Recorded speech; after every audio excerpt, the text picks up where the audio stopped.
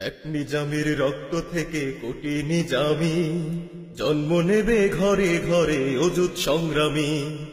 এক নিজামের রক্ত থেকে কোটি নিজামি জন্ম নেবে ঘরে ঘরে অযুত সংগ্রামী।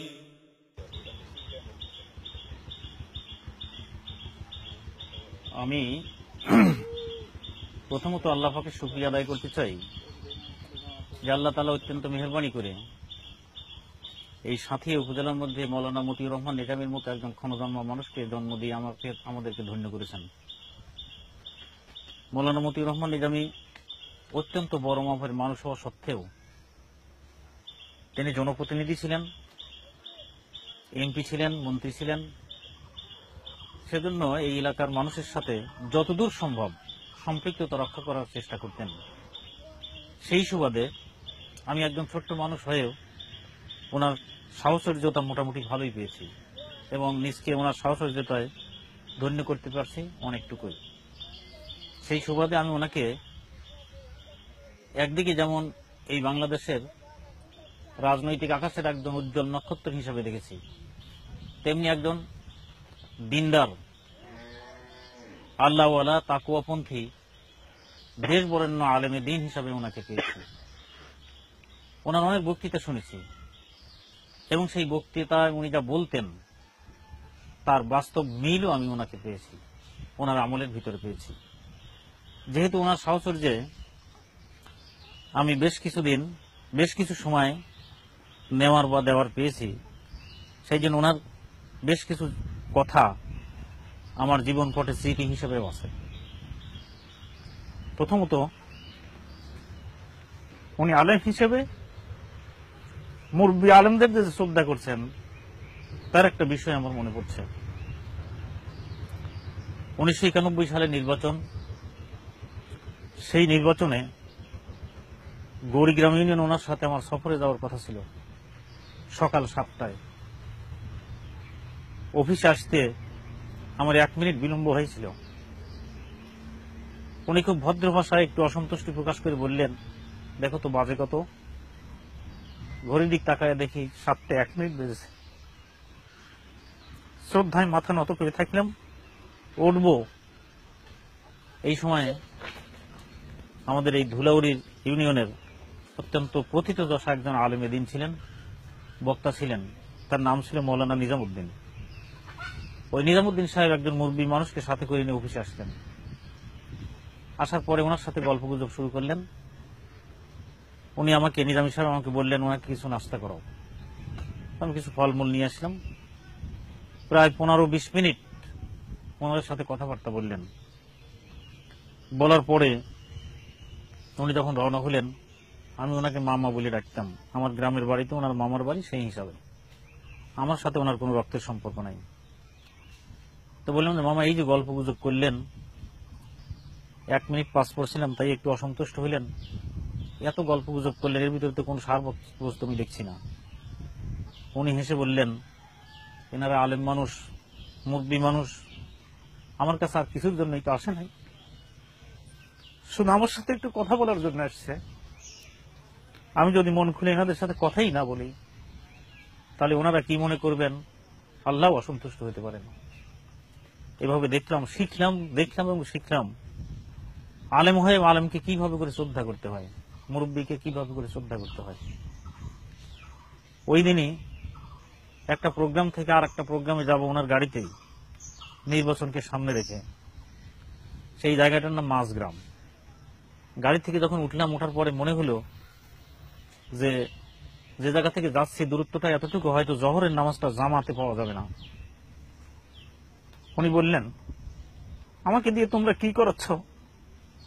নামাজই যদি জামাতে পড়তে না পারি, কি করাচ্ছ তোমরা? দেখলাম জামাতের নামাজের গুরুত্ব উনি কত দিতেন। একদিন নির্বাচনী কার্যক্রম চলছে, অফিস থেকে বাড়ি যেতে হবে। প্রায় 10টার মতো বেজে গেছে। উনি বললেন, চলো তাড়াতাড়ি যাই। মানুষের সাথে তো সারাদিন কাটালাম, আল্লাহর সাথেও তো একটু কথাবার্তা বলতে হবে। এ কথা বলে শেষ রাত্রিতে আবার উঠতে হবে, এই বিষয়টাকে উনি ইঙ্গিত করলেন। ওনার সাথে আমি 10 দিনের ইতিকাফ করারও সুযোগ পেয়েছি। সেই ইতিকাফের অবস্থায় দেখেছি আল্লাহর সন্তুষ্টির জন্য উনি যে বসে থাকতেন, ইবাদত বন্দেগী করতেন, সেই ইবাদত বন্দেগীর মধ্যে কোনো বিরক্তি ভাব, উনি কোনো কষ্ট অনুভব করছেন, আমার কাছে এরকমটা কখনো মনে হয় নাই। অনেক রাত্রি বসে থাকতেন, যদি শরীরে কখনো কোনো অসুবিধা দেখা যেত, এতটুকু আমি লক্ষ্য করেছি, উনি দাঁড়িয়ে মসজিদের বিরুদ্ধে হাঁটা হাঁটা করতেন আর গুনগুন করে কোরআন তেলাওয়াত করতেন। তাহাজ্জুদের নামাজের মুক্তাদি হিসাবে ওনার পিছনে তাহাজ্জুদ নামাজ পড়ার সুযোগ পেয়েছি। সেই নামাজে আমি ওনার কিরাত লক্ষ্য করেছি, বেশিরভাগ কিরাতগুলো সেখান থেকে পড়তেন, যেই কিরাতের মধ্যে আল্লাহর কাছে মোনাজাতের বিষয় আছে, এবং সেই মোনাজাত মূলক আয়াতগুলি দিয়ে উনি যখন নামাজ পড়তেন, অনেক সময় দেখেছি ওনার বাকরুদ্ধ হয়ে আসত, কণ্ঠরোধ হয়ে আসত। বিশেষ করে সূরা বাকারার শেষের 3টি আয়াত, সূরা আলে ইমরানের শেষের রুকু দিয়ে উনি যখন নামাজ পড়তেন, এর ভিতরে মোনাজাতের কিছু কথা আছে, সেই বাক্যগুলো যখন তিনি তেলাওয়াত করতেন, ওনার বাকরুদ্ধ হয়ে যেতেন। মোনাজাতে আমি ওনাকে দেখেছি, উনি বই লিখেছেন, সে বইয়ের ভিতরেও লিখেছেন, বক্তৃতায় আমাদেরকে শিখিয়েছেন, ওনার বাস্তব আমলেও দেখেছি। সেই মোনাজাতের ভাষাগুলো সরাসরি কোরআনের ভাষা, মোনাজাতের ভাষাগুলো রসুলের হাদিসের শেখানো ভাষা। মোনাজাতে প্রায়ই তিনি এই মোনাজাতটা করতেনই, এই দুটি মোনাজাত প্রায়ই করতেন। তার একটা ছিল আল্লাহুম্মা আহিনি সাঈদা অমিতনি শাহিদা, হে আল্লাহ তুমি আমাকে ভাগ্যবান হিসেবে বাঁচিয়ে রাখো, আমাকে শাহাদতের মর্যাদা দান করো। আরেকটা মোনাজাত তিনি করতেন, প্রায় করতেন, যে মোনাজাতটা ছাড়তেনই না প্রায়, আল্লাহুম্মা আতি নাফসি তাকওয়াহা ওয়া যাক্কিহা ওয়া আনতা খায়রুম মান যাক্কাহা আনতা ওয়ালিয়ুহা ওয়া মাওলাহা।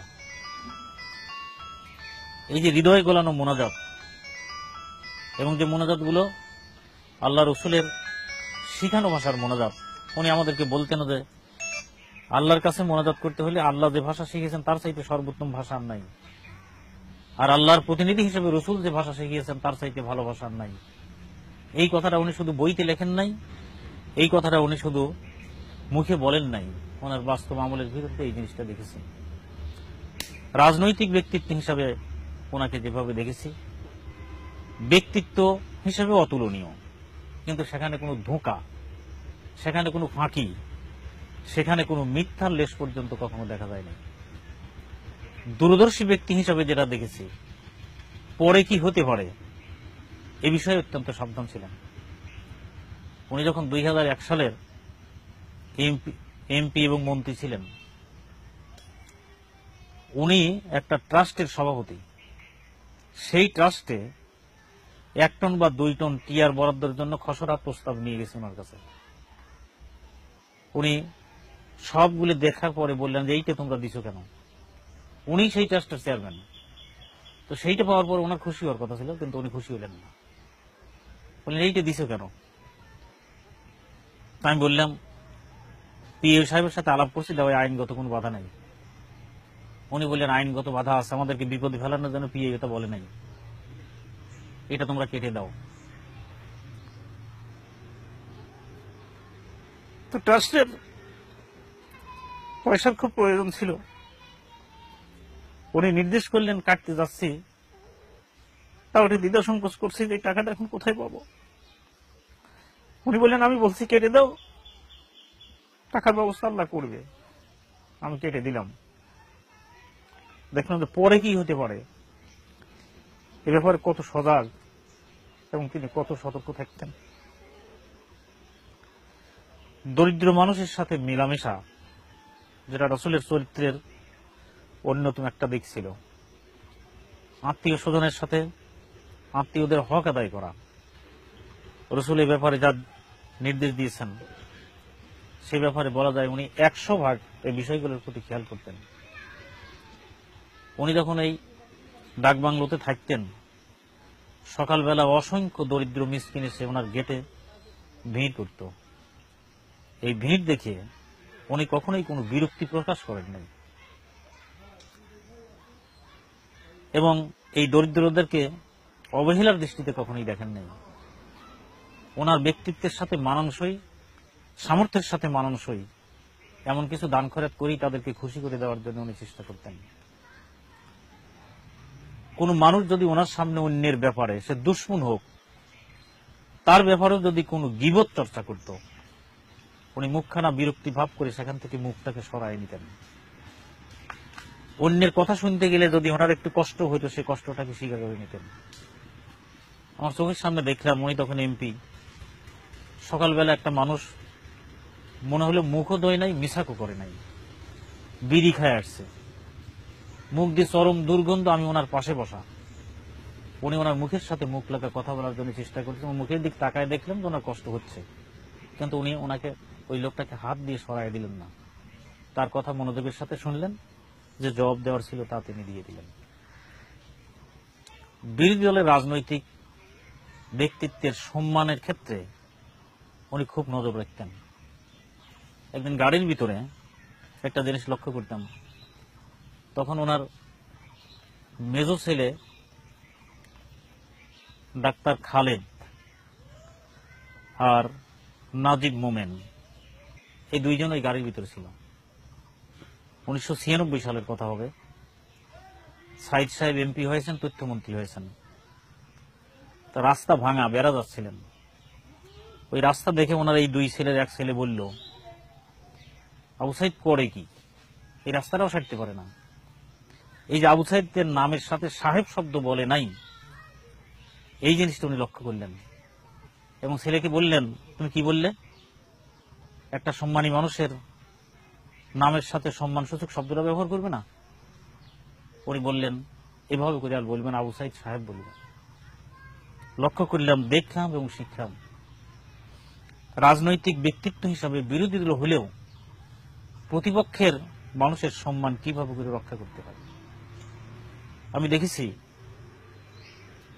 বক্তৃতা বিবৃতিতে তিনি যে শব্দ প্রয়োগ করতেন এবং তার সামনে তার দলের নেতাকর্মীরা যে শব্দ প্রয়োগ করতেন, সেই শব্দগুলোর ব্যাপারেও তিনি কত সজাগ থাকতেন।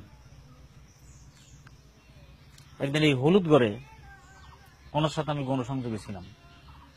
গ্রামে গণসংযোগ করে হলুদগড় বাজারে এসে ছোট্ট একটা জনসভা হলো। সেই জনসভাতে আমি বক্তৃতা দিয়েছিলাম। বক্তৃতা দিয়ে ওনার গাড়ির চড়ে যখন যাচ্ছিলাম, উনি দুইটি শব্দের ব্যাপারে আমাকে বললেন যে, মামু, তোমার মুখ দিয়েও তুমি অন ইসলামী সংস্কৃতি চালু করলে। আমি বললাম, সেটা কোনটা? তো ওই দিন বক্তৃতার ভিতরে যে কথাগুলি আমি বলেছিলাম, সেই বক্তৃতার ভিতরে একটা কথা ছিল, আমার কথা ছিল যে আমাদের প্রিয় এই মাতৃভূমির উন্নতি অগ্রগতির জন্য সৎ এবং যোগ্য নেতৃত্ব বেছে নেওয়া দরকার। ওনার দৃষ্টিতে আমার এই শব্দের ভিতরে ভুল ছিল, মাতৃভূমি এই শব্দটা বলছে। উনি বললেন যে মাতৃভূমি এই শব্দটা কোন ইসলামী সংস্কৃতি না। আমি বললাম যে ওই শব্দের পরিবর্তে কোন শব্দ বললে ভালো হতো? উনি বললেন যে তুমি যদি বলতে আমার প্রিয় জন্মভূমি তাহলে ভালো হতো। আর একটা বিষয় উনি আমাকে শিখালেন, আমি একটা কথা বলার জন্য বলছিলাম, এই নিমিত্তে এই কাজটা করা দরকার। উনি আমাকে বললেন, তুমি এই নিবৃত পল্লীতে এসে এই নিমিত্ত শব্দ কেন বললে? তুমি যেখানে কথা বলে নিমিত্ত শব্দ কয়জন বুঝবে? তুমি যদি জন্যে বলতে তাহলে বোঝা যেত, মানুষের কথাটি তোমার ভালো বুঝতে পারত। উনি এমন করেই আদর করেই শোক করেই কর্মীদেরকে শিখাতেন। কর্মীদের অবস্থার প্রতি কত নজর রাখতেন। আমাদের জীবনের আরেকটি কথা মনে পড়ছে, 1989 সালে উপজেলা নির্বাচন হবে। আমাদের দলের পক্ষ থেকে ক্যান্ডিডেট ছিলেন মৌলানা আব্দুল মালিক সাহেব। আমাকে আতাইকুলা ইউনিয়নের কয়েকটা কেন্দ্রে গিয়ে সেখানকার অবস্থা দেখার জন্য বলা হয়েছিল, সংগঠনের পক্ষ থেকে দায়িত্ব দেওয়া ছিল। সেই সময় এই রাস্তাঘাট এত হয়েছিল না। আমি বনগ্রাম থেকে কাঁচা মাটির পথে হোন্ডা নিয়ে আরিয়াডাঙ্গি কেন্দ্রে গিয়েছিলাম। সেখানে দেখি উনি আগেই সেখানে উপস্থিত হয়েছেন। আমি হোন্ডার পিছনে ছিলাম, ধুলা উড়ি আমার এই পিছনের দিক, চুল, কাপড় চোপড় সমস্ত ধুলায় ঢেকে গেছিল। উনি একথা বললেন না তোমার সমস্ত শরীরে ধুলা, তা বললেন না। নিজের হাত দিয়ে আমার মাথায় ওইভাবে করে বুলায় দিয়ে বললেন, বাড়ি দিয়ে কাপড় চোপড় খেসে দিও। পরে দেখি আমার কি অবস্থা হয়েছে। এমন একজন ব্যক্তিত্ব সম্পন্ন এই ক্ষণজন বা মানুষকে সরকার সম্পূর্ণ অন্যায়ভাবে, সম্পূর্ণ জুলুম করে, একেবারে উদ্দেশ্যমূলকভাবে বানোয়াট মিথ্যা অভিযোগে ওনাকে অভিযুক্ত করে এই দুনিয়ার থেকে শেষ করে দিল। তো ওনার জন্য দোয়া করি, আল্লাহ তাআলা এর জন্য ওনাকে শাহাদতের উচ্চ মর্যাদা নসিব করুক। আর সরকারের বোধ উদয় হোক, আল্লাহর কাছে এটাও কামনা করি। সেই সাথে একটা ভয়ও করি। সে ভয়টা হলো এই, আল্লাহ তাআলা কোন জাতির প্রতি যখন কোনো করুণা করতে চান, হাদিসের মর্ম অনুযায়ী সেই জাতির প্রতি কোনো বিশেষ আলেম দান করেন। আবার যদি সেই জাতির লিডারেরা ওই আলেমকে যথাযথ শ্রদ্ধা করতে ব্যর্থ হয়, তা আল্লাহ তাআলা সেই জাতির উপরে গজব নাযিল করেন। আমি অত্যন্ত ভীতু, আমি অত্যন্ত সন্ত্রস্ত। এই জাতির প্রতি আল্লাহ তাআলা কি যে করবেন। মৌলানা মতিউর রহমান নিজামী সাহেবের মতো এত বড় একজন দেশবরেণ্য খোদাভক্ত, কোরআন মেনে চলা আল্লাহওয়ালা মানুষকে এভাবে করে মিথ্যা বানোয়াট অভিযোগে অভিযুক্ত করে তাকে দুনিয়া থেকে শেষ করে দিল। আল্লাহর কাছে দোয়া করি, এই অপরাধে আল্লাহ তাআলা যেন আমাদেরকে ধ্বংস করে না দেন। যারা এই ভুলটা, এই অন্যায়টা করেছে, আল্লাহ তাআলা তাদের বোধ উদয় দেন, তাদের গলায় যেন আল্লাহ তাআলা হিদায়াতের মালা পরিয়ে দেন। আর আল্লাহর ইলমে গায়েবে যদি জানা থাকে তারা হিদায়াত হবে না, তাদের সার্বিক জুলুমের হাতকে যেন আল্লাহ তাআলা রুখে দেন, তাদের সমস্ত ষড়যন্ত্রের জালকে যেন আল্লাহ তাআলা কোটি কোটি কোটি ছিন্ন ভিন্ন করে দেন। আমি এই দোয়াই আল্লাহর কাছে করি।